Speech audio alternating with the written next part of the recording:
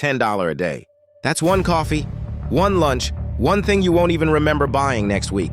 But if you had started 5 years ago, you'd have over $40,000 sitting in your account right now. Not because you're lucky, not because you're rich, just because you started. This is what your life actually looks like when you invest just $10 a day. Level 1, the decision. You are 22 years old. You make $2,400 a month after tax. Nothing impressive, nothing special. You pay rent, you buy groceries, you send your mom $200 when she needs it. What's left over disappears. Into food, into subscriptions, into nothing. Then one night you do the math. $10 a day, $300 a month. You spend more than that on things you can't name by Sunday. You open a brokerage account on your phone. It takes 11 minutes. You set up a recurring $10 daily investment into an S&P 500 index fund. You don't tell anyone. You almost cancel it 3 times before bid. You don't. That one decision, $10 autopilot index fund, is the most important financial move you will ever make. You just don't know it yet. Level 2, the first year. Month 1, your account hits $312. You check it every day, sometimes twice. The number moves, sometimes up, sometimes down. A Tuesday in March, the market drops 2.3%. Your account loses $740. You feel sick. You almost turn the autopilot off. You don't. By month 6, you have $1,840. You stop checking every day. You start checking every week. The anxiety shifts into something quieter, something that feels closer to patience. By month 12, $3,900. Not enough to change your life. Enough to change how you think about money. You realize something nobody told you growing up. Wealth isn't built in moments, it's built in months where absolutely nothing exciting happens. Level 3, the upgrade. Year 2, you get a raise, $200 more a month. Most people lifestyle inflate immediately. Nicer apartment, better car, more going out. You don't. You increase your daily investment to $15. You tell yourself it's temporary. It isn't. Your account crosses $8,000. You start reading, not casually, obsessively. The Psychology of Money, the little book of common sense investing. You start understanding what compound interest actually means, not the textbook definition, the real one. The one where time is the ingredient everyone ignores. A coworker asks how you're doing financially. You say fine, because fine is the word that ends the conversation. You've learned that talking about money makes people weird, especially people who aren't doing anything with theirs. Level 4, compounding begins. Year 3, your account crosses $18,000. You didn't add $18,000. The math did. You're now making money on the money you made on your money. It sounds small. It doesn't feel small. You increase to 20 hours a day. You cut 3 subscriptions, 1 streaming service, and your $9 daily coffee habit. You replace it with a $2 gas station cup that tastes like regret but builds like discipline. $20 a day is $600 a month, $7,200 a year, into an index fund returning an average of 10% annually. Your spreadsheet, yes, you have a spreadsheet now, shows something that makes your chest tighten. If you keep this up until 45, until 50, until 55, the numbers become uncomfortable to look at. Not because they're small, because they're not. You print the projection out once. You look at it for a long time. Then you fold it and put it in your desk drawer. You don't need to see it every day. You just need to know it's there. Level 5, the gap. Year 4, your account is at $34,000. Your best friend is still broke. Same job, same spending, same conversations about one day. You go out for his birthday? He puts $200 on a credit card he'll pay minimum payments on for 8 months. You spend $40 in cash and leave early. He calls you cheap on the way home. You don't respond, because explaining would take longer than the argument is worth. This is the part nobody talks about. The gap. Not just the money gap. The thinking gap. The patience gap. The I'd rather have it now versus I'd rather have everything later gap. You start to feel it in every room you walk into. Who's building and who's spending. You can tell within 5 minutes. It's not about clothes or cars. It's in how they talk about money, like it's something that happens to them, instead of something they control. Level 6, the number. Year 5, you've increased your daily investment 3 times. You're now at $25 a day, $750 a month.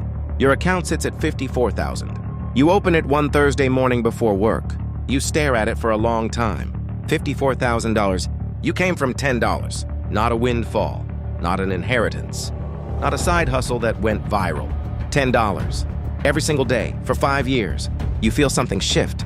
Not excitement, certainty. You now know. Not hope, not believe, not wish. You know that if you keep going, the outcome is not a matter of luck. It's a matter of time. And for the first time in your adult life, you feel like time is working for you, not against you. Level 7, the real cost. But here's what the finance videos don't show you. The years between now and the number. Year 6, year 7, year 8. The market drops 18% in 4 months. Your $71,000 account becomes $58,000 overnight. You don't sell, but you don't sleep easily either. You watch people around you make money faster. Crypto flips, meme stocks. Someone's cousin who turned $5,000 into $80,000 in 3 weeks. You feel it. That pull. The temptation to abandon slow and certain for fast and dangerous. You move $3,000 into a single stock, a company everyone is talking about. It drops 61% in 6 weeks. You lose 1,830, not devastating, but enough. Enough to remind you why you started with the index fund. You move everything back. You never touch individual stocks again. Level 8, the turn. Year 10, you are 32 years old. Your account, $148,000. You never earned a 6-figure salary. You never got a massive bonus. You never won anything. You just didn't stop. $10 became $25, became $30 a day. Every raise, every saved expense, redirected quietly, consistently. Your lifestyle looks exactly the same from the outside. Same apartment, older car, cheap coffee. But your net worth has quietly crossed a line most people your age haven't crossed. You open a Roth IRA. You max it out for the first time. $7,000 in 1 year. Tax-free growth forever. You feel something your 22-year-old self couldn't have understood. The weight of not having to worry. Not rich, not done. But the foundation is real now, and foundations don't shake. You sit at your kitchen table one night with a calculator. You run the numbers forward. Age 35, age 40, age 45. The projection gets uncomfortable fast.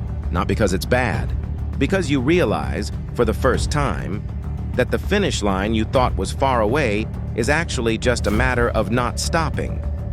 And not stopping is the one thing you've already proven you can do. Level 9, what nobody sees. Year 15, you are 37.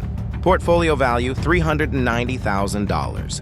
You haven't told your parents. You haven't told your partner the full number, because money changes conversations, and you've worked too hard to let a conversation change anything.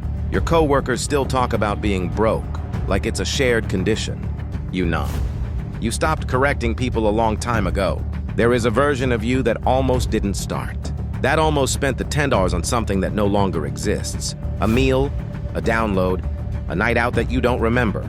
You think about that version sometimes. He's still out there somewhere, still waiting for the right moment, still telling himself he'll start when things settle down. Things never settle down. That's the lesson nobody sells you. You don't start when you're ready. You start before you're ready. And then you don't stop. You go to a family reunion that summer. Your uncle, who has been in the same job for 22 years, gives a speech about playing it safe, about not taking risks, about security. You smile and raise your glass. You say nothing, because the most dangerous thing you ever did was invest $10 a day, and it is the safest decision you ever made. Those two things are both true, and most people will never understand how. Level 10, the finish line that moves. Year 20, you are 42. Portfolio value, $10,000. You do the math one more time. 5 more years at current contribution and average return. 1.3 million. You are going to be a millionaire. Not because you were special, not because you were lucky, because at 22 years old, broke, tired, and unsure, you opened an app. You typed in $10. You pressed confirm. And then you just didn't stop. One decision at a time. One day at a time. For 20 years straight. The market will crash again. Life will get expensive again. People will tell you you're doing it wrong again. None of it matters. Because the math doesn't care about your feelings. The math doesn't care about your excuses. The math only cares about one thing. Whether you showed up every day, $10 at a time. You think about the night you almost canceled the autopilot. Lying in bed at 22 with $340 in your account and a rent bill due in 6 days. You almost didn't. You almost talked yourself out of the one thing that changed everything. That version of you, the one who almost canceled, he had no idea. No idea what was coming. No idea what $10 a day becomes when you leave it alone long enough. The question was never whether it would work. The question was always whether you would. Not your boss, not the market, not luck, you.